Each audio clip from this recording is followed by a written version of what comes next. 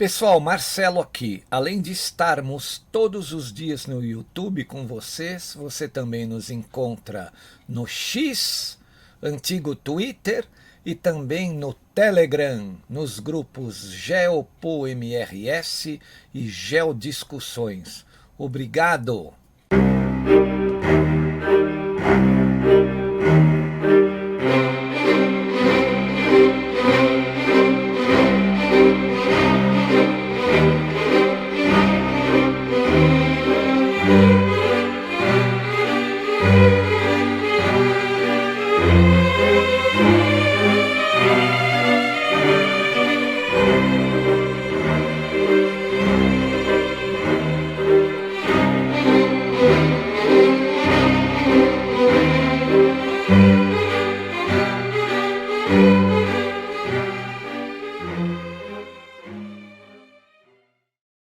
E aí, pessoal, eu sou o Marcelo Rossi, o analista aqui do canal Geopolítica e Operação Retomada, né?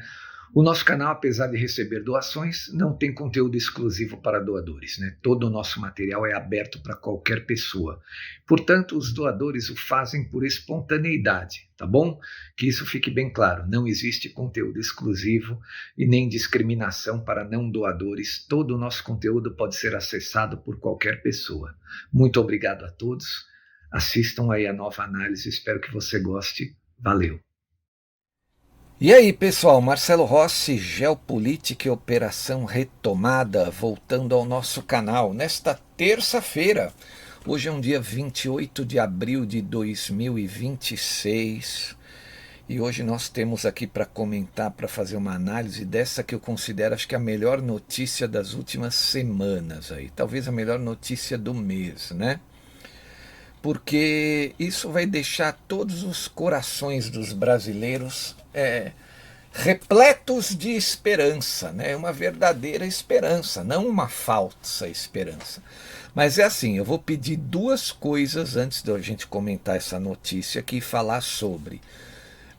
Não faça alusões com casos brasileiros, porque nossas redes estão sendo vigiadas. Se você fizer isso, você deve incorrer em risco de acontecer algo com você, porque essas plataformas entregam, viu?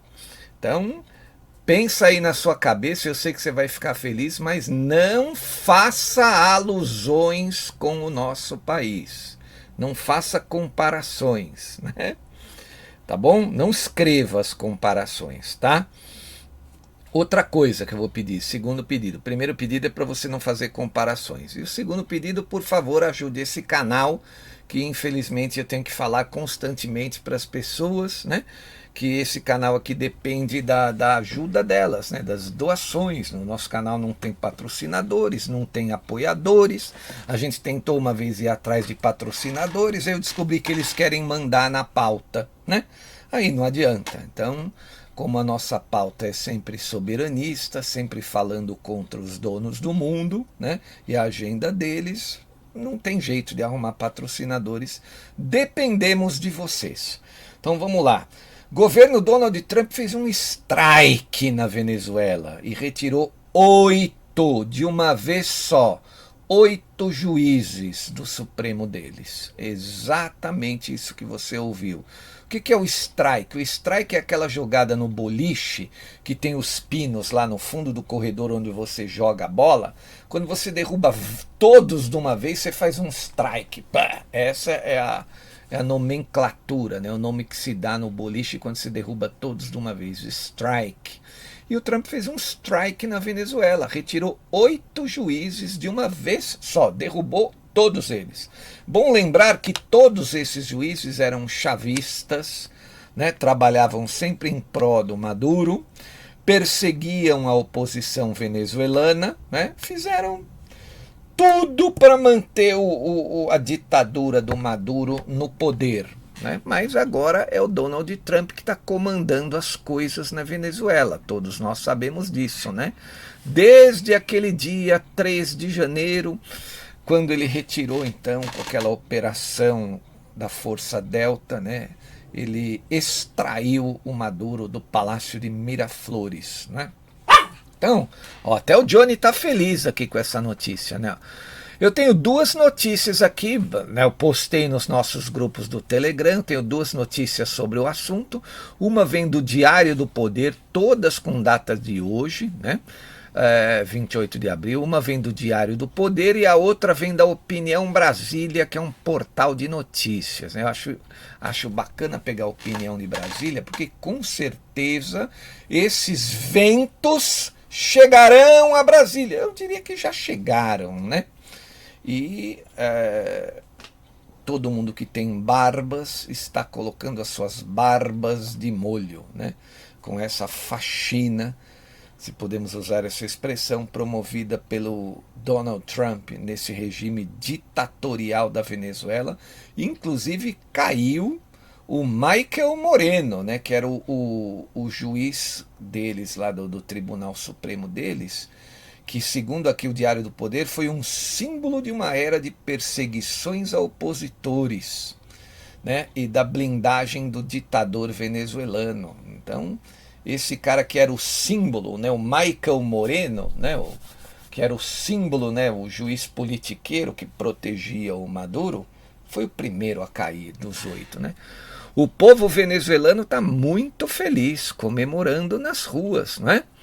Então, volto a dizer, você pensa aí, né, mas não comenta nada aqui para não se prejudicar e não prejudicar o nosso canal também, né? É motivo para você ficar feliz, né?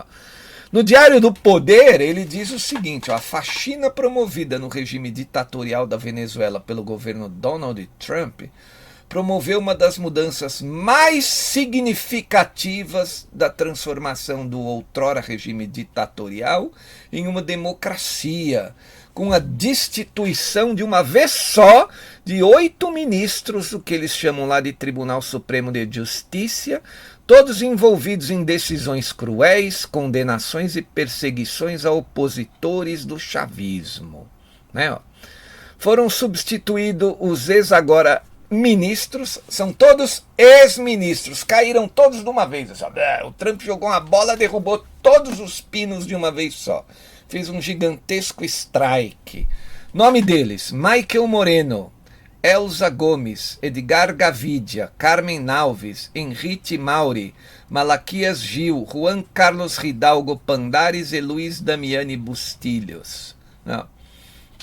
Está aqui no Diário do Poder, então eu li daqui o nome deles. Em nova fase da Venezuela, essa nova fase da Venezuela ocorre após a queda e prisão, né, do ex-ditador Nicolás Maduro, que aguarda julgamento em uma penitenciária de New York. Desde então, cúmplices da ditadura em diversas instâncias têm sido afastados para responderem pelos seus crimes. Agora chegou a vez desses integrantes do equivalente na Venezuela, né, ao Supremo Tribunal Máximo de Justiça, é a Corte Suprema deles lá, né? Então, Trump fez essa faxina gigantesca, o governo Trump, que está cuidando da Venezuela, derrubou 8 de uma vez. Essa foi a notícia do Diário do Poder. Do Opinião Brasília, ele diz o seguinte, assim, faxina no topo do poder na Venezuela. 8 ministros da Corte Suprema são varridos em meio a várias acusações de perseguições políticas contra a oposição, né? A história é muito parecida, né? Mas a gente está vendo uma luz no fim do túnel, né? A crise institucional na Venezuela ganhou um novo e explosivo capítulo, com a destituição de uma vez só de 8 magistrados do Tribunal Supremo de Justiça da Venezuela, em um movimento que vem sendo chamado internamente de faxina e uma reorganização do judiciário daquele país, né? A medida, que ocorre em meio a uma ampla reconfiguração do poder após mudanças políticas recentes, foi justificada por setores ligados ao governo como necessária. Próprio governo lá da Venezuela, né, que está sendo conduzido pelo Donald Trump, né, a Delcy Rodrigues, né, justificou que, para restabelecer a ordem institucional, foi necessário fazer essa faxina. Ela já tinha retirado algumas cabeças, né, militares ali, o ministro da defesa deles já tinha caído, e agora foram os 8 do Supremo deles de uma vez só. No entanto, críticos apontam que a decisão escancara o uso político do judiciário e uma tentativa de apagar rastros de decisões controversas contra opositores, né? Aí também tem o nome de todos eles aqui na matéria, não vou ler porque eu já li. Aí ela fala assim: todos esses nomes estavam diretamente associados a decisões judiciais ao longo dos últimos anos e foram amplamente criticadas essas decisões por organizações internacionais e pela oposição venezuelana. Nossa, que coincidência, né? Especialmente por supostas perseguições políticas e bloqueios institucionais. Pois é, né? Tá falando da Venezuela, hein? Tá? Uma limpeza ou disputa de poder? Ele põe uma questão aqui no jornal Opinião Brasília, né? A destituição não ocorre de forma isolada. Ela faz parte de um processo muito mais amplo de reestruturação de todo o judiciário venezuelano, que pode e vai atingir a maioria dos magistrados da corte. Nos bastidores, porém, analistas apontam que a chamada faxina, né, do governo Trump, né, tem dupla finalidade. Primeiro, eles dizem que é para reorganizar o controle político do judiciário, retirando figuras que são associadas ao antigo núcleo do poder, né, a ditadura de Maduro. E segundo, reposicionar o regime venezuelano atual agora diante de toda a pressão internacional, especialmente após vários episódios recentes que fragilizaram toda a estrutura política do país, né? Enquanto o discurso oficial deles tenta vender a medida como um processo de reorganização institucional, a leitura crítica é muito mais dura. Trata-se de um capítulo de instrumentalização do judiciário da Venezuela. Na verdade, eu vou dizer, um capítulo de desinstrumentalização do judiciário da Venezuela, né? Durante anos, o Tribunal Supremo deles foi acusado de atuar como braço político do governo, anulando decisões do parlamento, bloqueando mecanismos democráticos e sustentando juridicamente ações contra adversários políticos. Nossa, acho que eu já vi esse filme, né? Enfim. Agora, ironicamente, os próprios protagonistas de todo esse sistema são afastados, não necessariamente por uma mudança de princípios, mas por mudança de alinhamento dentro do poder. Ou seja, o governo Trump, que está dando as cartas dentro da Venezuela, né, através do o seu chanceler, né, o Marco Rubio, ele muito provavelmente pediu a cabeça, né, pediu essas demissões, pediu a cabeça desses juízes, né. A destituição destes 8 ministros, né, do Supremo deles, revela que na Venezuela o judiciário continua sendo menos um poder independente e mais um campo de disputa política.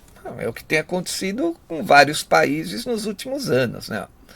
A chamada faxina pode até representar uma renovação de nomes, porém dificilmente sinaliza por si só uma mudança estrutural na forma como a justiça é utilizada no país.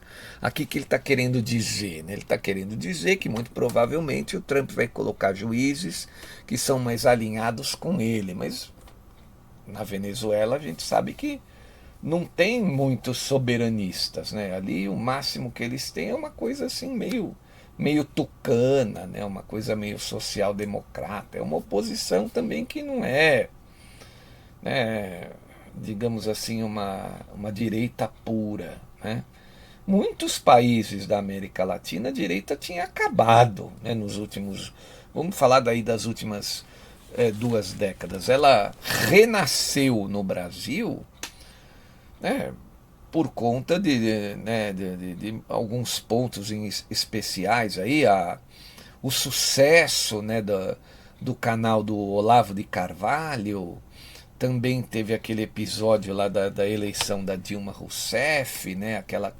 Aquela crise na época da Copa do Mundo, que teve todos aqueles movimentos uns meses antes, depois a polêmica, né, entre a Dilma e o Aécio, depois apareceu o Jair Bolsonaro, né, foi galgando caminhos, a Operação Lava Jato, né, que foi aí durante pelo menos aí 5 anos, né, pelo menos todas as noites ali nos jornais, nos telejornais, né, na mídia, mostrando, esfregando na cara do povo brasileiro tudo que acontecia nos bastidores. Né? Isso foi recriando, fazendo renascer a direita brasileira. Que até então, né, a gente achava que esse movimento social-democrata e os tucanos eram a verdadeira direita, né? Feito um teatro de tesouras aí contra nós e poucos se davam conta disso. Enfim, mas essa situação ocorreu em toda a América Latina. Né? É bom a gente dizer que a esquerda estava nadando de braçadas aqui, até pouco mais, aqui eu digo, né, em toda a América Latina, até pouco mais de 10 anos atrás. Estou voltando aí, nós estamos em 2026, 12 anos atrás. Estou voltando ao ano de 2014, né? Que eu coloco esse ano como um ano meio que de mudanças. O Brasil começou um pouco antes, com aquele movimento Não Vai Ter Copa, com aquela ideia do passe livre, que o povo foi tudo para a rua em 2013, né? Mas aquilo durou pouco, né? O povo voltou depois, saiu das ruas, depois da morte daquele cinegrafista da TV Band lá no Rio de Janeiro, né? Então aquele movimento durou pouco mais de um mês, voltou tudo ao normal, né? Vamos colocar essa palavra normal entre aspas, mas em 2014 teve um movimento de oposição realmente muito grande, muito forte, que não era tão oposição assim, né? Porque foi para o segundo turno ali Dilma e Aécio, né? Mas o que eu diria é que a direita renasceu na América Latina, no Brasil renasceu de maneira muito forte, né? Muito forte mesmo, o que incomodou aqueles que nadavam de braçadas e já estavam contando que tudo já era deles, né? Que já estavam ad eternum no poder. Né? Então isso incomodou muito a esquerda. E agora a direita precisa renascer em outros países também. Na Venezuela, eu acho que é mais difícil. A partir de agora vai começar a mudar, porque o regime ali foi muito brutal. Né? Foi muito brutal. Né? Desde a época do Chávez ali, né? A gente está falando que ele chegou ao poder em 1999, então ali a coisa foi muito dura com a oposição, muito difícil, né? E eles controlavam também toda a mídia. Eu acho que a ação das redes sociais da Venezuela não encontrou muito eco, o povo tinha meio que medo, né? Então é assim, na Colômbia ela tem direita lá, na Colômbia a direita nunca meio que se extinguiu por causa da ação das Farc, né? Então ali as Farc, que nunca foram extintas, né? Sempre lutaram desde dos anos 70, né? No campo, nas estradas, né? E depois viraram um partido político, ali tem uma direita, mas em várias outras nações da América Latina já não tinha mais, né? Então é isso. Então, para mim, volto a dizer que eu acho que é a melhor notícia do mês, né? Quiçá dos últimos 2 meses, né? Aconteceu dentro daquele período que eu julgo que os 100 dias que o Trump tem que fazer uma mudança muito grande, né? Está preparando o terreno para a queda da ditadura de Cuba, né? E a gente tem que aguardar, né? Enquanto isso, tem a negociação mais importante do Donald Trump é pela abertura do Estreito de Hormuz. Mas eu acredito que resolvendo isso, e não deve demorar muito, ele vai investir totalmente aqui na América Latina, né? Volto a falar aqui para vocês, a minha posição, né? O que eu acredito é que o Donald Trump ele quer um mundo, principalmente aqui na América Latina, bem diferente no dia 4 de julho de 2026, né? Vai ter uma comemoração muito forte nos Estados Unidos, são 250 anos da fundação da nação deles, né, da grande nação que eles são. Vão ter muitos repórteres do mundo todo lá por causa da Copa do Mundo, né? O foco do mundo vai ser os Estados Unidos. A Copa é uma grande festa, né? Ela realmente paralisa o mundo todo, as pessoas deixam de fazer suas atividades normais para assistir os jogos, assistir a comemoração da abertura da Copa, a comemoração do encerramento da Copa, enfim, a Copa é um evento, né?